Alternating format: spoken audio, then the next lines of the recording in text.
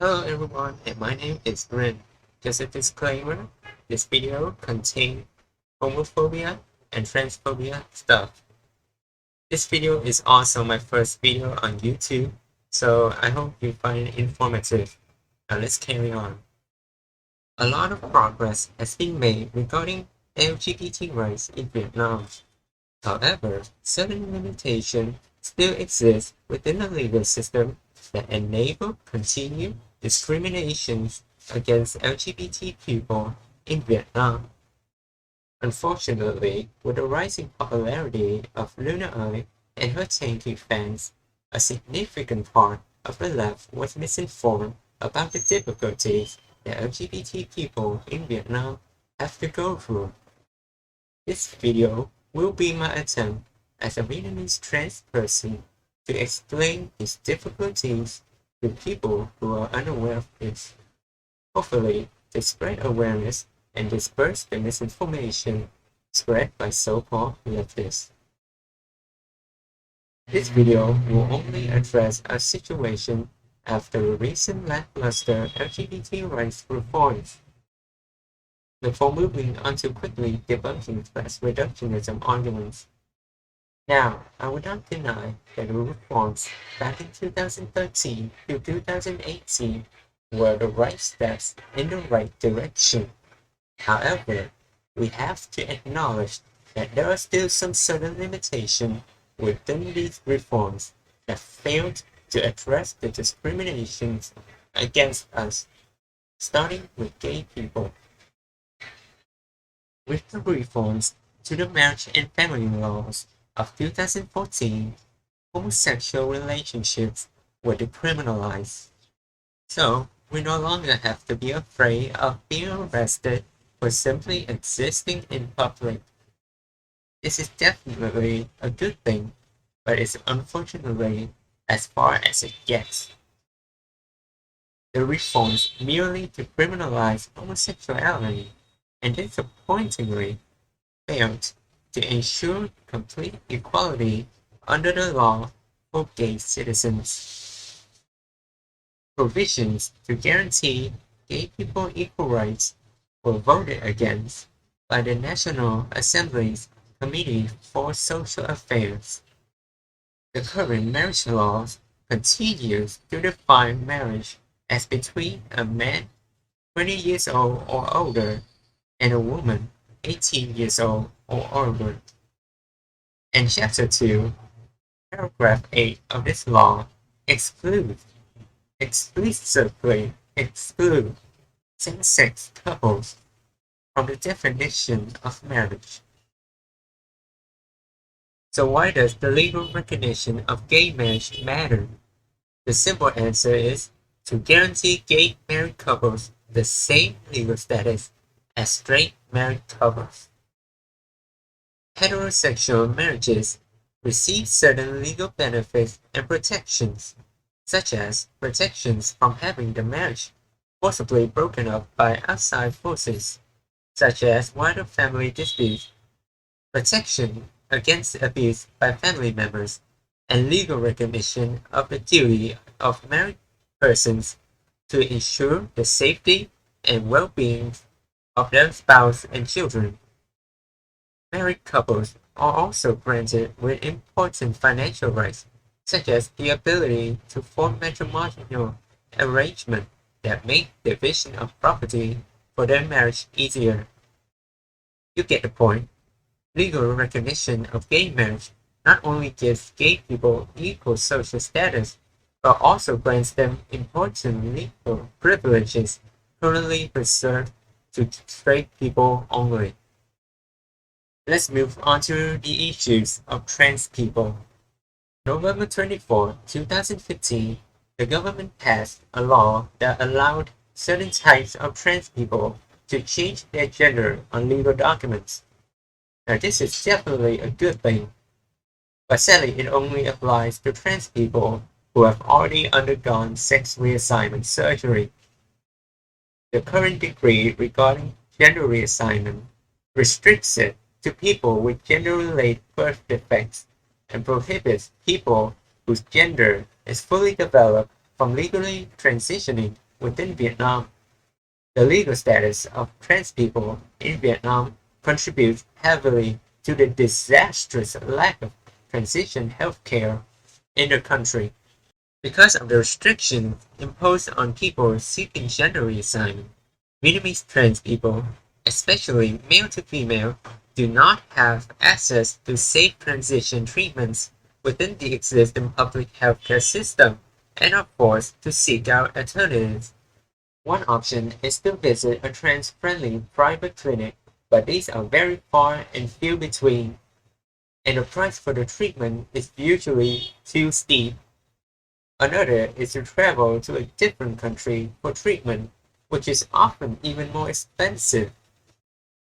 This has led to many trans people resorting to unsafe means, such as abusing contraceptive medication, which has so little estrogen that the dosage puts them at risk of blood clots and other complications. Others resort to purchasing hormones on the black market, where the complete lack of regulation and oversight can lead to life-threatening situations.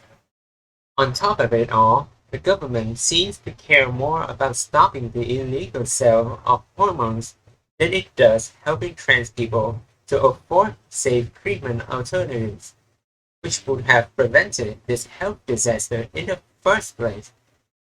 Moving into the next topic. Now, why does the lack of anti-discrimination legislation for LGBT people matter?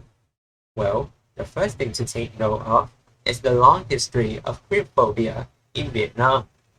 A Vietnamese anarchist named Mel Mun analyzed the issue in depth in the blog post on queerphobia in Vietnam, which I will link in the description.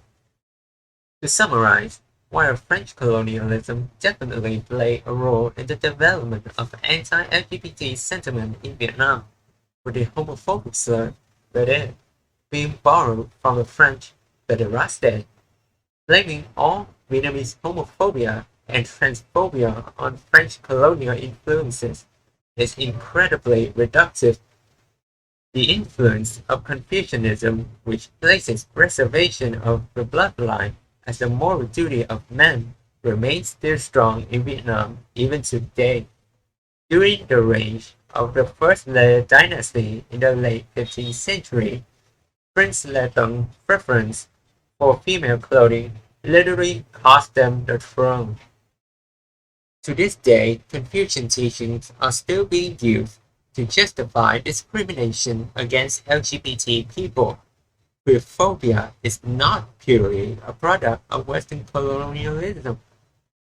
LGBT people in Vietnam still suffer frequent discrimination due to the toxic standards imposed by Confucian traditionalism.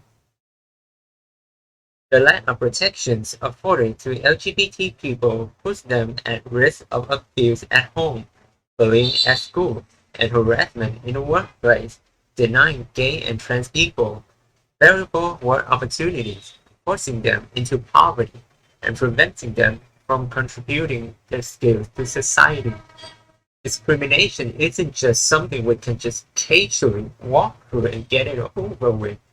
It hurts us. It separates us from the rest of society. It impoverishes us. It is inhumane. Moving on to the second half section of the video.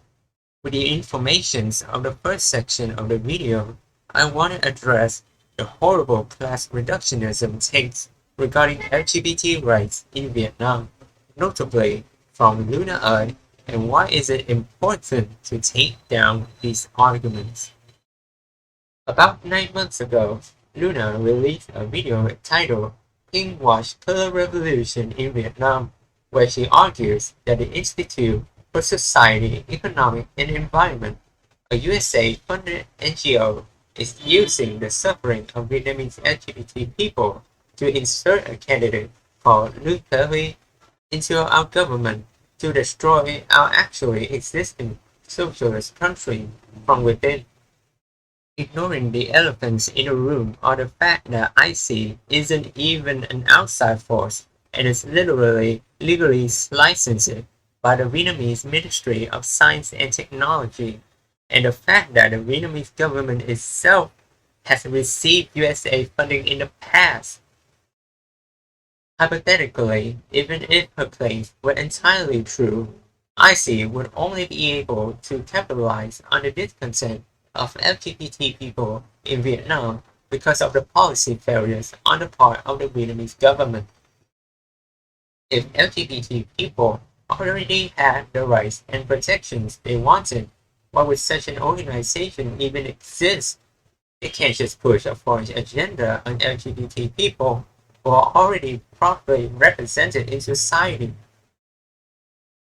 Luna, if you bother to analyze our material conditions in the first place, you would have realized that this whole argument is just plain class reductionism all over again.